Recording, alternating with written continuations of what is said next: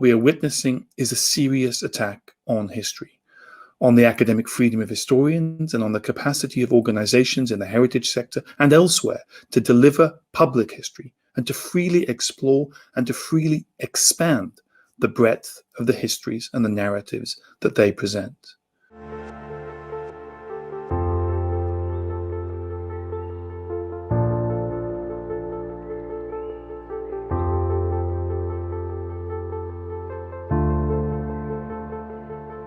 The world has changed. It changed 1 year and 14 days ago when George Floyd was murdered outside a convenience store in Minneapolis. Our country changed 1 day and 1 year ago when the storm of protest that erupted in response to that terrible crime inspired demonstrations in my home city of Bristol to pull down the statue of the 17th century slave trader Edward Colston. And from that moment onwards, the borderlines in this country between politics and political calculation on the one hand, and the study and the public discussion of history on the other began to blur. At the beginning of this year, I wrote an article in The Observer in which I predicted that in the coming year, historians and certain specific aspects of British history would become targets in Britain's new and destructive culture wars. It was, in truth, not much of a prediction. It was merely an extrapolation of trends that many people had already identified during the preceding 6 months. All the signs were already there. In the summer of 2020, in the strategies adopted by government and parts of the press after the toppling of the statue of Edward Colston, and in debates about what are called contested heritage and contested history, phrases I want to come back to later, it was clear that history was to be a critical theatre of operations in those so-called cultural wars. Now, 6 months since that article, that prediction that it contained has been borne out more fully than I feared at the time.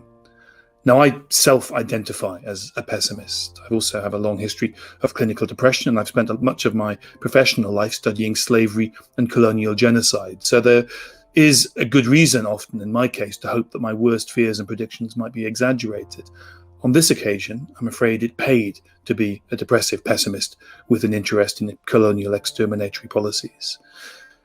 What I want to argue tonight is that what we are witnessing is a serious attack on history, on the academic freedom of historians, and on the capacity of organizations in the heritage sector and elsewhere to deliver public history and to freely explore and to freely expand the breadth of the histories and the narratives that they present. But before talking about that, I want to explain why it matters to me personally. I came to history, I discovered my passion for it, thanks not to my formal education at school, but thanks to the medium I've now spent 20 years working in, television. I had one remarkable history teacher at school, Guy Faulkner, a key figure in my childhood to whom I owe a great debt of thanks. But it was on history that was on television, that history really fired my imagination. And there I had other teachers, and chief among them was my now friend and colleague, Professor of Public History at Manchester University, Michael Wood. Michael did what that other titan of TV history, A.G.P. Taylor, despite his brilliance and his eloquence, was unable to do, which was to make history not just seem important and not just clever, but also cool. History presented by Michael was about story, it was about travel, it was about the interpretation of evidence, of landscapes, it was thrilling, it was real, and it was urgent. And as I came to history through TV, thanks to people like Michael Wood, rather than through the classroom, history for me has always been public history. I loved studying history at university, but at 25 I made the decision to go and study journalism, because a qualification in journalism was then seen as one of the few routes into the closed world of television documentary, open to those without wealth or influence or contacts. I took that path with all the earnest conviction of a 25-year-old because I was absolutely certain that I wanted to make history programs on television. What I really wanted to avoid becoming was a middle-aged history professor giving a lecture in a suit. So as escapes from destiny go, it was one of the least successful of all time. People who know me today know me because they've encountered my work as a television presenter or the author of history books. But half my career has been spent as a television producer, happily behind the scenes, learning the craft. and I still work as a producer. My name still appears at the end of programs little noticed. I made my first documentary 20 years ago. I made the first documentary that I was proud of in 2004, and it was about the German genocides in Namibia between 1904 and 1908, the appalling crimes that just a couple of weeks ago Germany finally acknowledged as a genocide, 70 years after the definition of that crime was developed. Throughout my career, making TV programs, and since 2005, writing books, two arenas of history have been most important to me. The first is working class history. I was brought up on a council estate by the Tyne, opposite the city of Newcastle, where my Scottish ancestors found work in the early years of 20th century. Their histories, and the stories of people like them, have always been special to me. When I studied urban history as a second degree, what fascinated me most was not the Georgian squares and the grand terraces, but the history of the Victorian slums. The other arena of history that I've always been connected with is the history of the empire, as it is that history that explains how my mother and my father, a man from southern Nigeria, came to meet. In both of those areas of history, the lives of poor Scottish and English people and of black people and other people of colour who encountered British power in the shape of the empire, what I wanted to do was tell stories that were not well known. What mattered to me then and what matters to me now as a producer, a presenter and a writer is bringing to wider attention histories that are known by academics but are not part of public discourse. I wanted to make programs that weren't about familiar subjects, history's greatest hits. To me, that would have felt like joining a band that only ever played cover versions. And that's what I've done, with varying degrees of success, varying degrees of recognition for my whole career. Other than making a few arts programs that I secretly converted into history programs, I have avoided working outside of history, to the frustration and annoyance sometimes of my former bosses and employers. I came into television to use the medium to tell history stories, not just to be in television. But now, rather suddenly, just in the past 2 or 3 years, and increasingly over the past 6 months, 2 decades into my career, what I have always been doing has suddenly become enormously contentious. Uncovering and exploring some hidden histories is, in the minds of some people, not the work of a public historian, but an assault upon the nation of which I'm a citizen. Something quite profound has changed. And of course, it's not just me and it's not just historians who are subject to these assaults. The so-called culture wars have morphed into a history war. But what we are witnessing are not general attacks on the subject of history, but highly targeted strikes on very specific arenas of historical research and debate. And you can see that in what has and what has not come to be defined as contested history and contested heritage. Those terms, with which we are growing wearily familiar, are used currently by politicians and journalists in ways very differently from how historians might use them. The great contestations, the famed controversies and debates that over the decades have divided historians, sometimes bitterly, sometimes personally, do not register within these new history war definitions. They are not what is meant by contested in its current highly politicized usage. Let's take an example from one field of study, the history of the First World War. For decades, successive generations of historians have contested and debated the causes of that conflict, Germany's responsibility for the outbreak of war in 1914, the role Britain played by the failure to make its position clear. Historians have ventured into the archives and emerged with evidence to charge the generals of that conflict with lethal incompetence.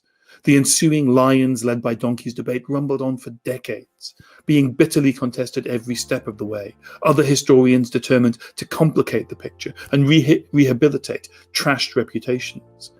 All of these controversies are what historians might regard as contested histories.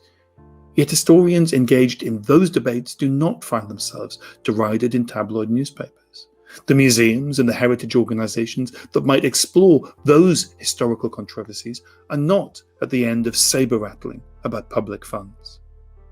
If we are to take at face value the complaints now being made against some historians and some branches of history, and analyse the terms most commonly used within those attacks, you might reasonably conclude that The opposition is to histories that are deemed too negative, those that show Britain in a bad light or talk down the country. Yet, stories of British military defeat, of political incompetence, of corruption, or of official incompetence, indifference, or class exploitation, all are deemed worthy of historical investigation. The historians engaged in researching those histories that explore those phenomena are not targets in this history war. Let me give you an example from my work that I think illustrates just how narrowly focused these ideas of contested history and heritage really are, and what the real focus of our current history wars are. As Nancy mentioned, I present a series on BBC Two called A House Through Time. Over 3 series, we've explored British history through the lives of people who lived in 3 British houses in cities Liverpool, Newcastle and Bristol. I'm speaking to you today from Leeds, where we are currently in the final stages of filming the 4th series about a house in this city.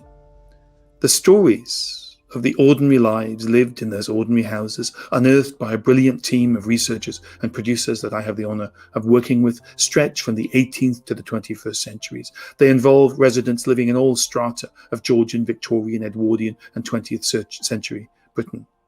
All of life is there, and inevitably there is tragedy as well as uplifting histories.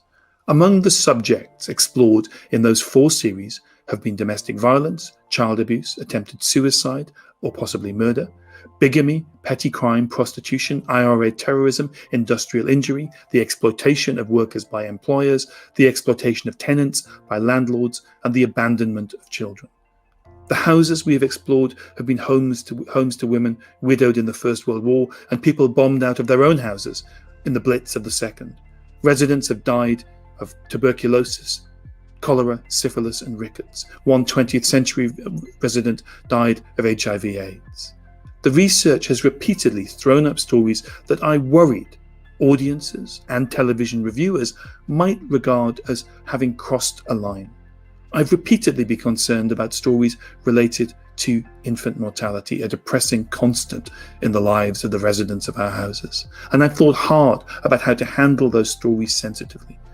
And yet we need not have worried. Our audiences and television reviewers have shown remarkable resilience and a willingness to confront the harsh realities that shaped the lives of earlier generations. Over 3 series, none of those issues led to complaints or negative reviews. None of them were judged to have been too sensitive or too divisive. There has been no suggestion that any issue we have tackled was one that it would have been better and more tasteful and more appropriate to set aside and ignore. Only one subject in all those hours of television, in all those lives, has drawn criticism of reviewers and complaints from members of the audience. That one subject came in the last series in Bristol, when, unsurprisingly, a house built in the early 18th century by that city's docks turned out to have been the home to a series of merchants involved in different ways and to different degrees in the Atlantic slave trade and the ancillary trades and businesses that emerged around it. Discussing the housing crisis of the 19th century, the crippling unemployment of the Depression years, none of that was talking the country down or rewriting history or seeking deliberately to make people feel ashamed of, quote, their history. The wars and the diseases, the domestic tragedies that have cast the shadows over the lives of our residents, all of it was acceptable. None of it was regarded as too negative or too divisive. But the slave trade, that was a step too far. The reason for these inconsistencies is that the history wars are not an assault on history. They are not a demand for balance or for a more upbeat assessment of the nation's past. They are a campaign waged in defense of an exceptionist mythology that accrued around our understanding of the history of empire, of which the stories of slavery and race are part. They are at the same time a backlash against the global anti-racist movement that has gathered under the banner of Black Lives Matter and spread across the world. I spoke earlier about how, from my perspective, the work that I've long been doing is suddenly framed in new, hostile and disturbing terms. And of course, I'm anything but unique in this. Other historians, and perhaps more acutely museum curators, have over the past 12 months discovered that processes they have long been involved in, practices that are long established and quite normal, have suddenly been classed as assaults against the nation and its history. Museums have been removing human remains from display cabinets since the late 1940s. Curators, particularly those in colonial-era museums, have long been working with communities and historians to challenge and balance and reframe the white Eurocentric prism through which the world was often viewed through the men who created those institutions. Those processes have been moving along steadily for decades. None of this is new. For decades, it carried on without sparking a backlash. The political nature of this confected conflict can be seen in the response to the toppling or the removing of statues. According to The Guardian, around 70 statues and memorials linked to slavery have been removed or in the process of being removed or taken off public display here in the UK. And here again, even when taking their own arguments on their own terms, the position of the history warriors does not hold water. In reaction to calls to move statues from plinths and pedestals on public display in our city streets and into museums, where they can be properly contextualized, the response has been that all statues, irrespective of the crimes committed by the men they depict, should remain on public display, but that they should be contextualized. Retain and explain is the name this idea has been given. However, when museums attempt to offer explanation and contextualization to such statues, they are attacked. Last summer, when the British Museum removed a bust of Hans Sloane from its pedestal and kept it on public display, but placed it in a glass display case surrounded by artifacts and contextualization boards that explain the multiple details of Sloane's life, including the fact that much of the wealth he used to buy his collection that became the nucleus of what became the British Museum flowed from his wife's plantations in Jamaica and the labours of the Africans enslaved there. This was condemned. The museum was attacked by multiple journalists. Surely, Hans Sloane was surrounded by more history rather than less history in his new setting. Surely he had been both retained and explained, yet the museum was accused ridiculously of unfairly locking Hans Sloane in a glass case. If the glass case in which Hans Sloane has been placed is the only one in the British Museum that has been locked, then the British Museum needs to urgently conduct a review of its security policies. Similar attacks were made just a few days ago, just yesterday. After a year in storage and having been stabilised and conserved, the statue of Edward Colston was, as you may have seen, placed back on public display in Bristol. The statue, unable to stand upright, having been toppled from its pedestal, was laid horizontally and surrounded by interpretation panels that explained Colston's history as a slave trader in the Royal Africa Company and that laid out the rather bizarre history as to how a cult of Colston emerged in Bristol in the late 19th century.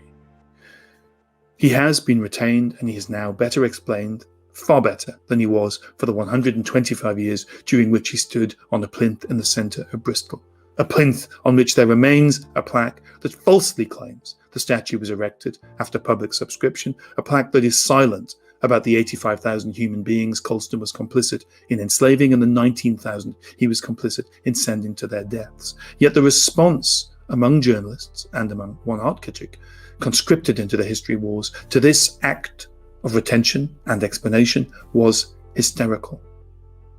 Here are two men with deep financial ties to the Atlantic slave trade whose statues in different ways have been retained and explained, put on public display in ways that provide vastly more information to the public of 2021 than those who saw them in situ in 2020. And in both cases, this did not satisfy those leading the charge in the history wars. As a nation, we have passed through the looking glass whenever issues of empire and race and slavery are raised. Placing statues in museums, surrounding them by information that sets them in context and explains their full careers, is framed as destroying history. Members of Parliament, including those from the party of law and order, are happy to declare their opposition to the return of stolen property, so long as the loot in question was stolen in the pursuit of imperial power and expansion, and the keepers of the stolen goods are museums. And histories, always the histories in question under contestation are those linked to empire, slavery and race. Is there any other aspect of British history that could have inspired the recent attacks on the National Trust? Historians, museum curators, the directors of heritage organisations, all of them now accused of seeking to erase the histories that they've dedicated their lives to expanding and enriching. We have to be clear, politicians are not the only ones engaged in these attacks. In many ways, journalists are more tenacious and more illogical in their assaults. In recent weeks, we have seen those determined to defend the British Empire expand their horizons and even defend the German colonial empire, but only because the German government admitted to historic genocide in Namibia. Back in April, the Commonwealth War Graves Commission and the Secretary of State for Defence apologised for the historic failure to equally commemorate soldiers in Africa who fought in the First World War.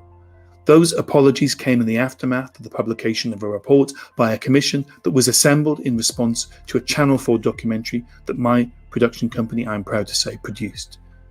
Yet even then, even after an apology from the Prime Minister, from the Secretary of State of Defence, there were still those in the press determined to defend and qualify and explain away the racialised thinking that led to this scandal, even after the government, even after the Commonwealth War Graves Commission itself had admitted that what had happened was indefensible.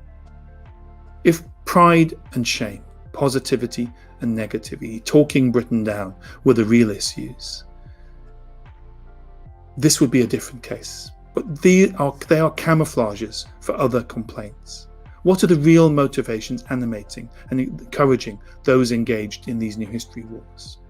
Occasionally, there are those who admit that this has nothing to do with positivity or negativity or talking down Britain, and occasionally they are willing to accept that they are willing to discard aspects of British history. Last year, the MP, Marco Longhi, joined the feeding frenzy of attacks made on the project the Colonial Countryside National Trust Houses Reinterpreted, that was directed by Leicester University. In an interview, he said, quote, "Why do we need to be told by the National Trust that we have those links? It seems to me that they have an agenda to make us feel guilty about our past." That is, in my view, an astonishing thing to say. It is astonishing because there is no attempt to deny that those links are real, that they do exist, that they are part of British history, as Professor Corinne Fowler and her colleagues at the Colonial Countryside Project have amply demonstrated. And Mr. Longhi was not claiming that these linkages to empire and slavery are fake history. We have those links, he says. This is knowingly a call for willful ignorance about certain aspects of British history. It is a demand for academic incuriosity, and it is founded upon a deep sense of entitlement. The entitlement of those who believe history exists to make us feel good about ourselves as individuals and as a nation. That history's function is to comfort us rather than challenge us. That the past is a theme park of nostalgia and heroic narratives and warm emotions. No true historian, no true student of history would ever nurse such a delusion, yet there are those in positions of power and influence who do when it comes to the histories of empire, slavery and race. The history wars are dangerous, not just because they're born of delusions, they're dangerous because they arrive at the very moment when the history ecosystem in the UK has finally and belatedly come to acknowledge our own failures, and to challenge and change the Eurocentric character of much that is taught in our universities. And the historic failures of the heritage sector and publishing and other sectors, including television history documentary, when it comes to diversity and inclusion. The new history wars are part of a political response to the rise of global anti-racism. And historians and history are merely collateral damage, but the threat to us is real. Not just to history as it is taught and researched today, but perhaps even more so to the future that so many people now understand we need to forge. Our failures as a discipline, both in academic history and public history, have been many and multiple. The calls to decolonize curricula at universities and in schools, the demands for the publishing industry to widen the range of voices it empowers and the stories that it tells have become so loud and so urgent now, in part because they were ignored for decades. The depressing record on career progression of non-white and particularly black historians within academia and their experiences of racism within British universities, as outlined in the Royal Historical Society's Race, Ethnicity and Equality report, have long been evident, yet little was done. The lack of a pipeline, never mind a breakage to such a pipeline, of black students studying history and going on to PhD was equally clear decades ago. Recent acknowledgements of these historic failures and attempts to broaden access and advancement within the discipline risk being too little, too late. As the threats of closure of history departments in several post-92 universities risk setting us back even before we've had a chance to take a full step forward. Recently announced or proposed plans to close history departments at Sunderland, Aston, London South Bank and Kingston universities are a threat to the diversity of histories, both socioeconomic and racial. Because the universities considering or planning to abandon history are exactly the universities that, as the Royal Historical Society has noted, serve, quote, predominantly first-generation students from low participation backgrounds and in some cases a high proportion of BAME students.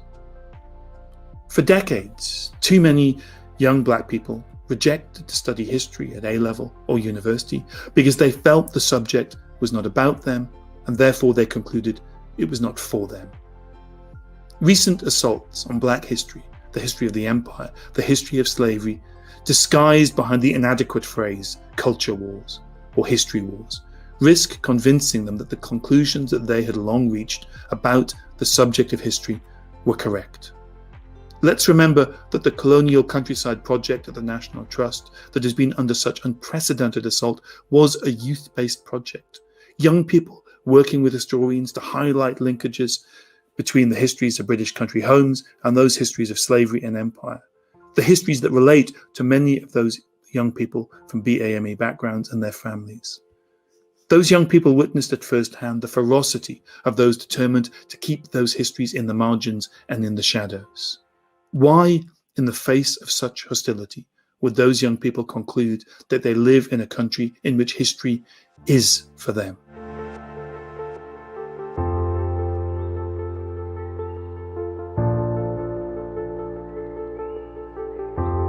I think the first thing is we have to be brave, and it's difficult. I mean, I've noted in the past 6 months or longer, I mean, historians have been supporting each other, historians engaged in these histories because they've been under assault. Now, I'm somebody who's been in public history and in television for many years. I signed up to being a public figure a long time ago. Many historians have not, and yet they've been subject to very, very public attacks. I think we need to support each other. But I think we also need to think about the optimism and the possibility of this moment. When I talk to young people engaged in history or studying history, they're absolutely unshakable, atavistic belief that history is about justice, that the arc of history bends towards justice, to quote Martin Luther King, that it is their generational duty to rebuild the world and to rebuild the universities of which they're part and the histories which they study. I think it's one of those moments where young people can actually lead, and it feels a far more exposing place if you only read the newspapers and if you forget the attitudes of young people. So I think we need to take strength and solace from the attitudes of the young. Remember that the attitudes of the young are the direction our society is going to move in. And I think we need to be courageous, and we need to support those who are being courageous and being attacked for it. We know these changes to history are necessary, and they were happening naturally. They were happening too slowly, but they were taking place anyway, because natural academic curiosity and inquiry was leading us in those directions. We need to stick to what we were doing because we did it, and we were doing it because we knew it was the right thing to do.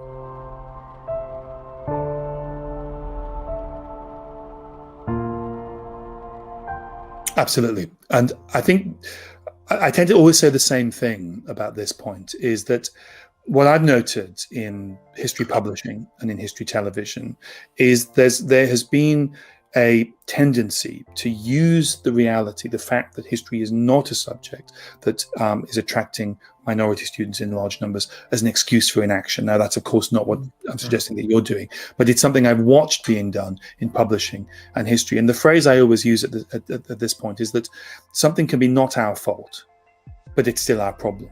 It is absolutely true that there is problem that stems from school. It stems from the way the subject is received, the way it is taught, that stems from the curriculum. The sense that you get of young students from minority backgrounds feeling this is not for them, this is not their subject. That's all true. And you can see that in the numbers studying A-level, the numbers studying university, the very, very small numbers studying to higher degree, and then people going on to publish history at degree level or in the trade press. It's very easy to say that this is another part of the ecosystem, but we are all part of the same history ecosystem. So something is not our fault, but it is our problem. I think we need to fight for history altogether. We need to fight for every part of the history ecosystem. My little small part in that is that I never imagined I'd write history books for children, but I wrote the book that you mentioned earlier, Black and British: A Forgotten History. I kept being asked by parents to write a children's version of that because there just weren't the resources, and there's still not enough resources for parents of any race to teach children of any race about Black British history or the histories of empire and slavery. I think we need to look at this as a world of history of which we are all part, and the failure for all parts of this country to embrace it and feel it's a subject for them is something that is a crisis for all of us.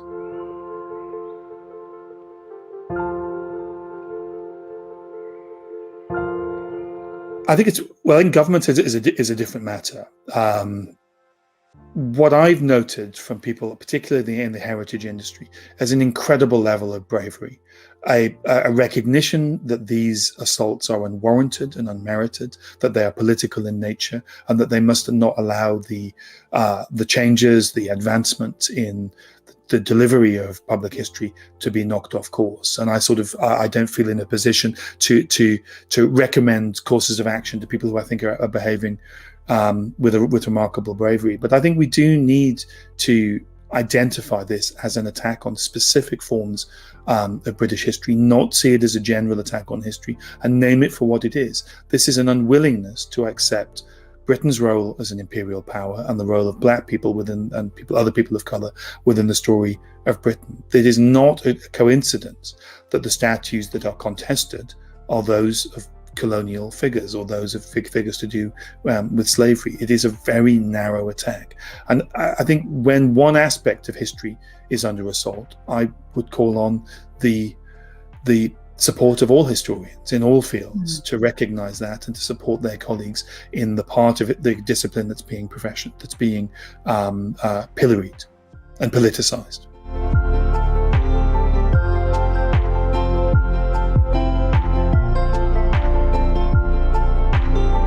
I think we've always, as a nation, been uncomfortable with aspects of our past, which is why we've buried them and concealed them. I think what's happening now is that the millennial generation aren't uncomfortable with it, and they are determined to discuss it. They're determined to challenge it. And the discomfort that we avoided having by never engaging with these issues, never discussing these histories, brushing them under the carpet, maintaining a version of British history that had the stories of slavery and empire, the development of the race idea, airbrushed out, sometimes so perfectly that you can't see the surgical scar of where those histories have been amputated. That form of history is no longer possible because we have young people who demand something different and who have access to resources I didn't have when I was growing up, where they can see those histories, they can see the missing links. When I was at school, I didn't have the internet. I didn't have access to the range of books that exist today.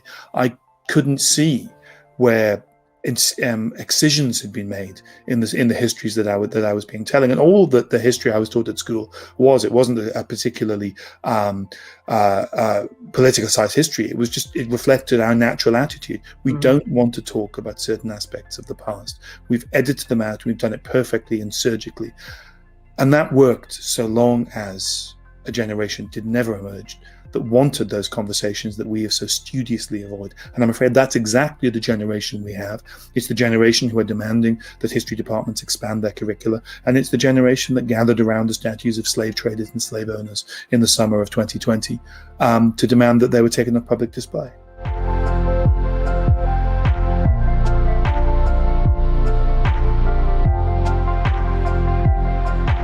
I think the first thing we need to recognize is that there is a willful blindness to that value. If you were going to, we've just lived through a remarkable period in which our lives have been atomized. The value of history, the value of art, the value of music, of literature, of poetry, the amount of reading that's happened, the amount of engagement with cultural ideas that has gone on, the ways in which culture has been delivered in new and innovative ways. If there's ever been a moment where we should value what the arts and what the humanities bring to our lives and also bring to our humanities, then we've just lived through it. But this blindness to the value of humanities has been a sort of feature of British politics for the past, I think, 40, 50 years. The evidence, the sheer account, the simple accountancy that can be done of how valuable this is doesn't ever seem to have the political cut through. I mean, the British television industry is under constant assault. The BBC and the public service broadcasters live under a state of siege, and yet the value of British television to the economy, the amount of wealth that is brought in, the amount of innovation that is coming, you only realize it as a television producer when you go to an international conference and everyone wants you to pitch ideas to them because they want British television producers. It's the same with British music, it's the same with British cinema, it's the same with British actors, it's the same with multiple fields of the humanities, that we deliver world-class products and services. And yet we live in a culture where, unless you're studying STEM subjects, you have to constantly be justifying this. I think there is a fight back. I see that in multiple fields. I think we need to sing and dance more loudly and more proudly, and show what the humanities have brought to Britain and what they bring in cultural, but also in balance sheet terms. I think you see exactly there, you see the generational divide. You see a generation of young players who represent the future and a generation of older fans who, I think, I'm afraid, represent the past, and a government that is willing to play the electoral strategizing around it. Those young players, and I've had the privilege of talking to the England team, they are remarkable young men, and they are, all of them, black and white, mixed race, they are taking a stand, which is, I think, indicative of their generation. It's a very strange thing for someone of my generation, who was brought up in the Britain of the 70s and the 80s, to look to the England football team as a place where I see advancement on the ideas of race and equality. It's a very difficult thing for me to look at the England shirt and the flag of St. George and see the way it has been transformed by Gareth Southgate and that remarkable team of young men into something that is a sort of sanctuary away from these racial ideas. If as you get older, the world seems more topsy-turvy. I mean, there's nothing stranger for me than the England team being a place where I go for inspiration in the struggle against racism. And I think we need to recognize just the bravery of our manager and those young men, and the abuse that they're facing at the moment. I think it's tragic that it's being used for political calculation.